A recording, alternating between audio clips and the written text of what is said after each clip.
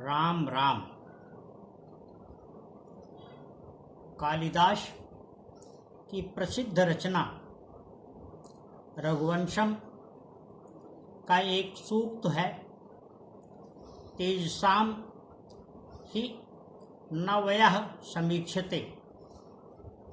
आशय यह कि कोई भी तेजस्वी व्यक्ति, विद्वता से परिपूर्ण व्यक्ति हो, उसकी व्यय की गणना नहीं की जाती। हमेशा उसके ज्ञान की गुरुता को महत्व दिया जाता है। पूर्व राष्ट्रपति और देश के सर्वश्रेष्ठ रक्षा वैज्ञानिक डॉक्टर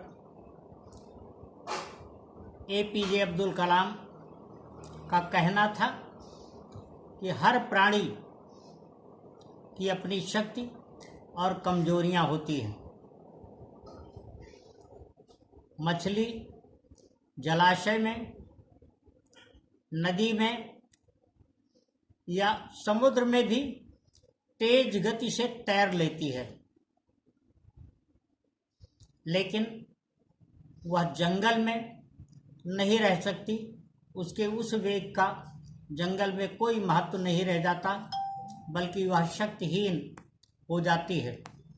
ठीक इसी प्रकार से जंगल का राजा शेर कभी पानी में नहीं तैर सकता। वह चला भी जाए तो अधिकतम अपने बचाव का इंतजाम कर सकता है। वह उस प्रकार से पानी में अपनी कला या अपनी वेग का प्रदर्शन नहीं कर सकता, उस तेजी का, उस शक्ति का प्रयोग नहीं कर सकता जिस प्रकार से जंगल में। आशय स्पष्ट है, बताने की आवश्यकता नहीं है।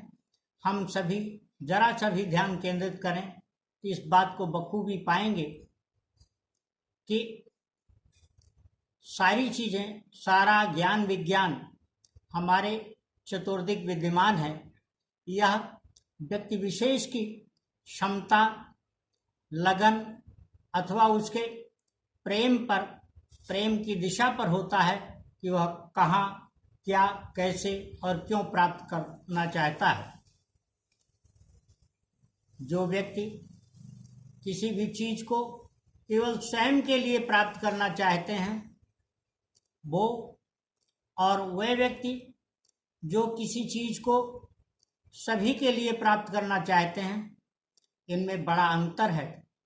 यह किसी तर्क या विवाद का विषय नहीं है, और इस पर तर्क और विवाद इतने खड़े किए जा सकते हैं कि महासंग्राम भी हो सकता है। किंतु यह ध्यान में रखे जाने की आवश्यकता है कि हमारे उपयोग का क्या है। बहुत सारे ज्ञानी, विज्ञानी, प्रतिभा संपन्न, मेधावी लोग पड़े हुए हैं। उनकी शक्तियाँ, उनके ज्ञान, उनका कोई ऐसा परिमापन नहीं है जिसके लिए कोई विशेषण हम यहाँ दे सकें, कोई पैमाना गढ़ सकें। लेकिन उनके ज्ञान विज्ञान की अपनी अलग अलग महत्ता है, और उन सब में बहुत सारा ज्ञान का भंडार भरा हुआ है। लेकिन उनकी बहुत सारी चीज़ें केवल उनके अपने मानसिक अनुकूलन के स्तर तक सीमित हैं। वो उसका प्रसार नहीं करते, उसका प्रचार नहीं करते, उसको दूसरों को इस प्रकार से वितरित नहीं करना चाहते हैं कि उससे सभी लोग लाभान्वित हो सकें। कदाचित कुछ लोग ऐसे भी होते हैं जो अपनी किसी स्किल, अपने किसी हुनर, अपनी किसी कला, अपनी किसी प्रवीणता, अपने किसी कौशल को दूसरों से बचाए रखना चाहते हैं, जबकि प्रकृति यह कहती है, प्रकृति की व्यवस्था यह है कि हम जो कुछ भी यहाँ से प्राप्त करें, उन सब को हम यथारूप, उससे जो भी हमने हासिल किया है, एक निश्चित समय पर यहाँ जो हमने हासिल किया उसको वितरित कर दें, लोगों में बांट दें। जब हम इस प्रकार के किसी कार्य में प्रवृत्त होते हैं, उसमें अपना समय लगाना चाहते हैं, तो उसमें कुछ लोगों को अच्छाई दिख सकती है, बहुत सारे लोगों को बुराई भी उसमें प्रतीत होती होगी। यह विषय नहीं है कि किसे क्या प्रतीत होता है, लेकिन हम किसी एक विशेष उद्देश्य से अगर किसी कार्य को करते जा रहे हैं, एक विशेष लीक पर करते जा रहे हैं, तो निश्चित एक दिन हमें वह डेस्टिनेशन हासिल होगा। जिंदगी जीने के बहुत सारे खूबसूरत तरीके हैं। जिंदगी को हमेशा हम सुंदर और सुदृढ़ बनाते रह सकते हैं। इसको बहुत ही अपनापन से भर सकते हैं और इसको विषाद से भी भर सकते हैं। विषाद तब होगा जब हम लोगों से किसी प्रकार की ईर्ष्या करेंगे, उनसे जलन रखेंगे, उनसे गलत प्रतिस्पर्धा रखेंगे और उनसे अलग कुछ इस प्रकार का व्यवहार करना चाहेंगे, गोया वो हमारे किसी गुण, हमारे किसी कौशल, हमारी किसी स्किल की नकल न कर लें, उससे उनको ऐसा कोई लाभ न हो जाए। आज के इस समय में भी यह महत्वपूर्ण है कि सदियों गुरु उसी को माना गया है।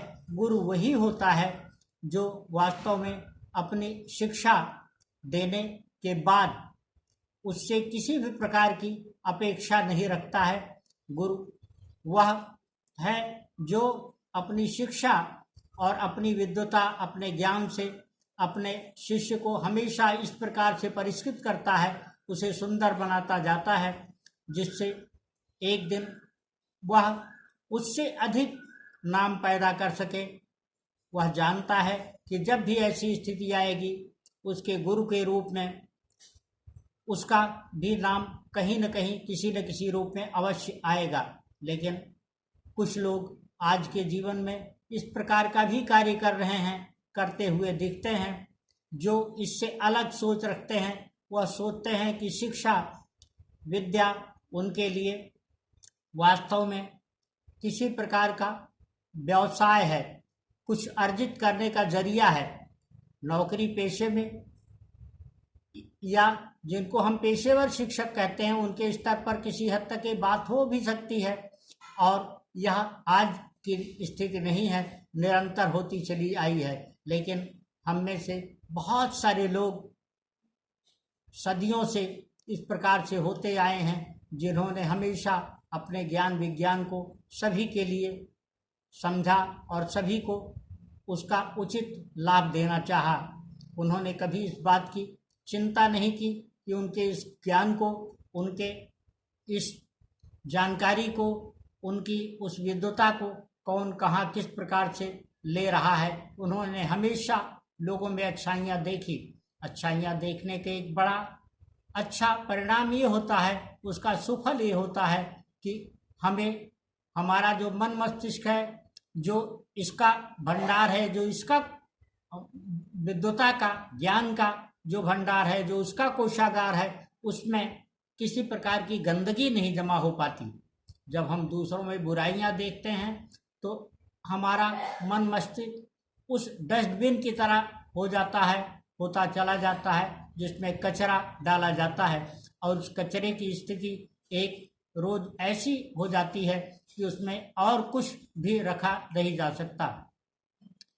पानी एक गिलास में भरें पूरी तरह से, उसमें हम और पानी या दूध मिलाना चाहें या मधु मिलाना चाहें, तो हम उन सबके अलग अलग प्रभाव को देखेंगे। पानी और दूध जहाँ उसमें बह जाएगा, एक निश्चित मात्रा में मधु डालने पर वह उसी में मिल जाएगी।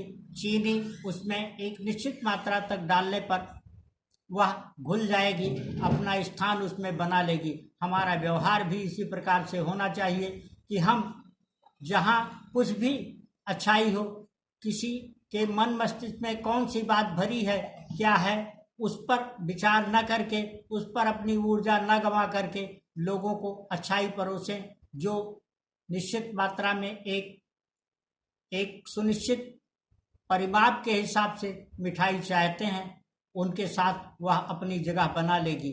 यही विचारों का सम्मिलन है, विचारों का सम्मिलन है। जब इस प्रकार से विचार मिलते हैं तो मिठास पैदा करते हैं, लोगों को अपनाने की उनके साथ लगाव की, उनके साथ स्नेह की अभिप्सा मन में जगाते हैं। दरअसल जब भी हम अपनी अच्छी बातों की मधुरता से अपने व्यवहार को सुधारना चाहते हैं, तब ऐसी स्थिति आती है कि लोग उसको अपने आप अच्छा करार देने लगते हैं और जिनको भी उसकी आवश्यकता है वह उसके साथ चले आते हैं। इसलिए हमेशा ये ध्यान में रखने की आवश्यकता है कि हम दूसरों में कमियों को तलाशने के बजाय, दूसरों में खामियों को खोजने के बजाय इस बात पर अपना ध्यान केंद्रित करें कि हमें दूसरों में अच्छाई क्या है उसको लें। किसी से किसी प्रकार की भूल, गलती अथवा अपराध भी हमारे प्रति हो गया हो तो हम हमेशा इस बात को ध्यान में रखें कि हमें उसको स्मरण में नहीं लाना है, बल्कि किसी व्यक्ति से, चाहे वह दूसरा व्यक्ति है क्यों न हो, उससे हमें क्या अच्छाई प्राप्त हुई है, उसमें क्या अच्छाई दिखी है, क्या भलाई है, हम उसकी अगर चर्चा करें तो हमारे अपने मन मस्तिष्क में स्थित ऊर्जा भी विस्तार पाने लगती है और उसका सही दिशा में सही उपयोग होने लगता है। राम राम।